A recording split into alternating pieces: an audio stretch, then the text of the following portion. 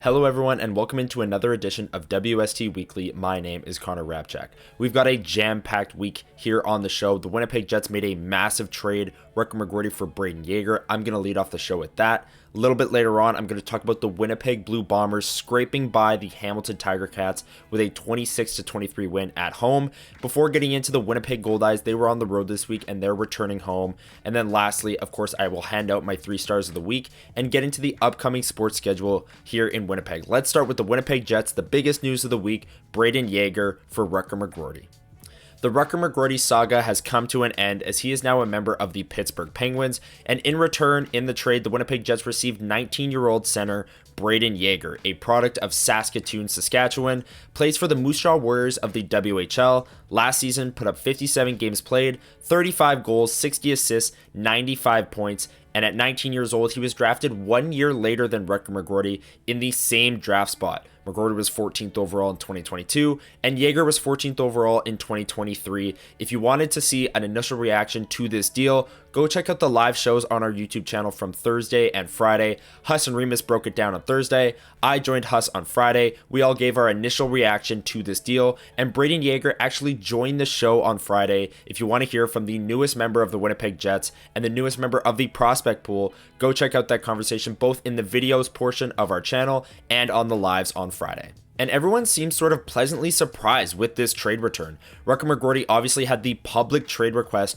back around the draft. Was he going to get traded around the draft? That was the big question mark then. But since that passed, it seemed as though maybe there weren't as many takers from McGroarty, or his value that the Jets were getting back wasn't quite there. But getting the 14th overall pick just a year later, and is a little bit closer to home, a Western Canadian, that went over quite well in the WST chat on Thursday and Friday. But Brayden Yager, he's a Winnipeg Jet. I'm excited to watch his development in the coming days. And Liz Hood and I are going to be doing a WST deep dive in the coming week on Brayden Yager's game, strengths, weaknesses, things to watch for going forward. The newest member of the Winnipeg Jets, stay on the lookout for that video. Brayden Yager is a Winnipeg Jet.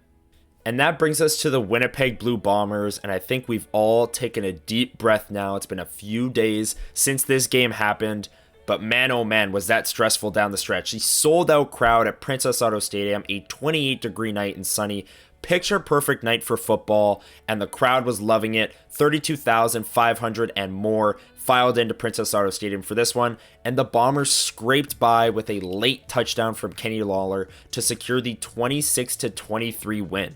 Hamilton coming in as the worst team in the CFL. The Bombers were heavy favorites. We covered the Coolbet lines on Friday. They were over 10-point favorites in this game. They really should have won by a lot more, but Hamilton hung in there. Zach Collaros with a rough game, only 177 passing yards and 3 interceptions.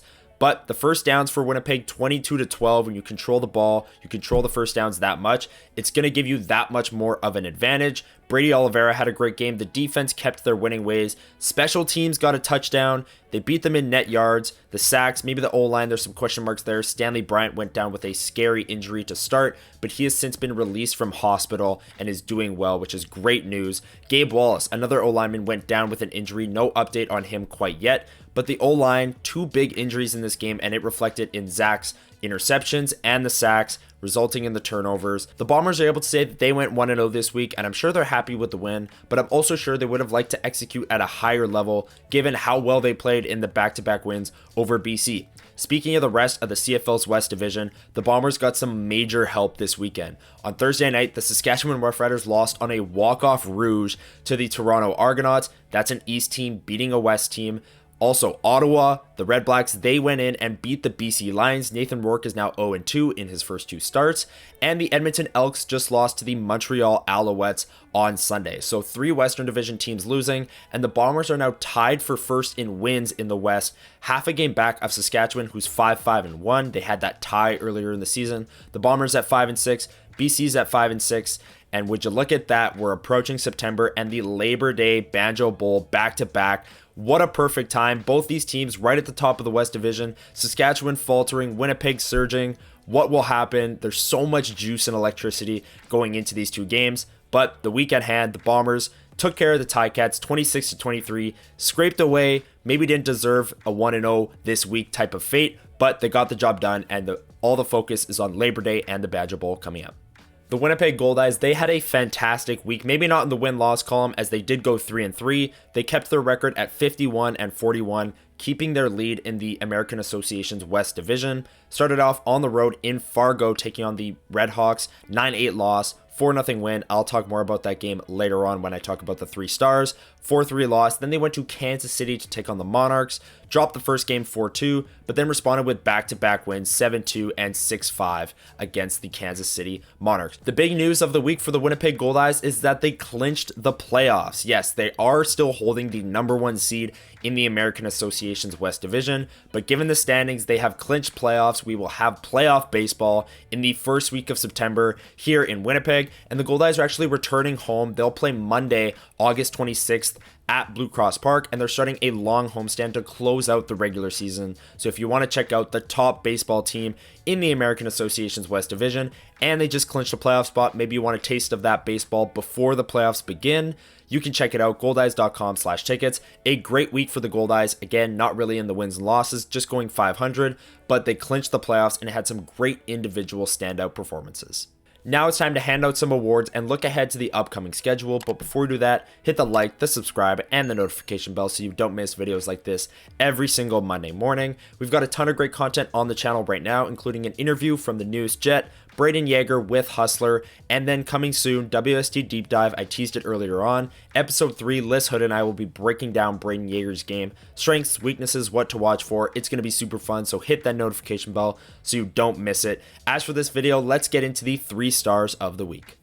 My 3rd star of the week is Bombers kicker Sergio Castillo. He went 4 for 4 this week, including a long field goal of 45 yards and hit both of his extra points. Another perfect week from the Bombers kicker. Hustler and I talked about it on Friday, and we said if Sergio Castillo was going to be a big factor in this game, it will be because the Bombers offense couldn't finish off their drives, and that is what happened. There's a lot to not like about the Winnipeg Blue Bombers offense in the red zone. Some turnovers, interceptions from Zach Collaros, and largely an inability to finish off those drives until the Kenny Lawler touchdown with 19 seconds left. But Sergio Castillo bailed out the Bombers offense a few times when they couldn't score in the red zone, nailing field goals. He's my 3rd star of the week on WST Weekly.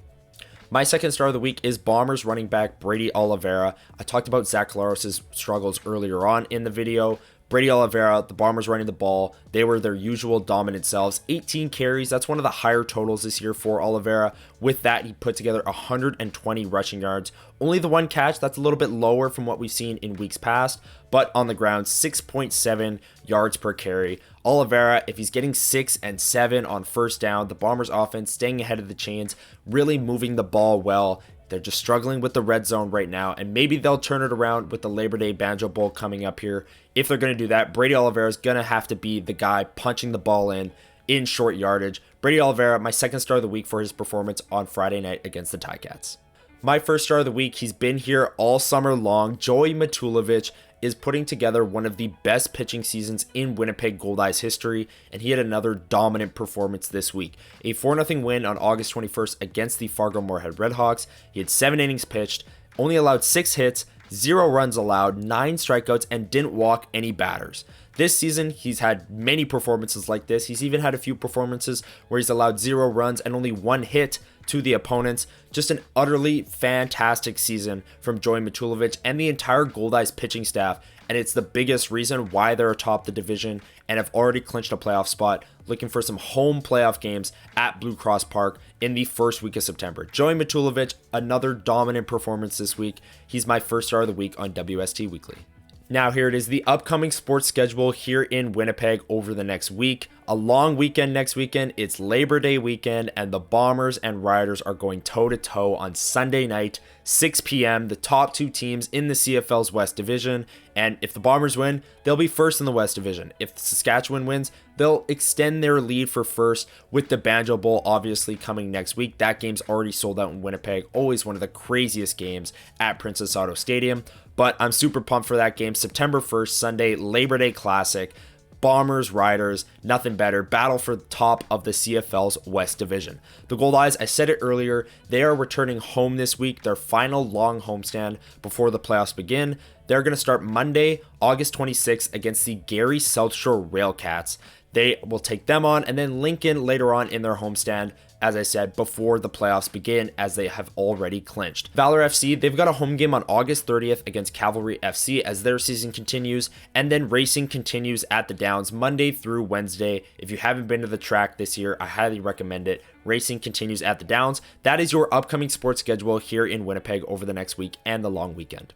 That's going to do it for this edition of WST Weekly. Thank you so much for watching. If you enjoyed the video, make sure you're hitting the like button, the subscribe, and the notification bell so you don't miss this video every single Monday morning, breaking down the week that was and previewing the upcoming week for sports here in Winnipeg. Stay glued to the WST YouTube. We got a ton of great content coming out over the next week and a bit as we gear up for hockey season.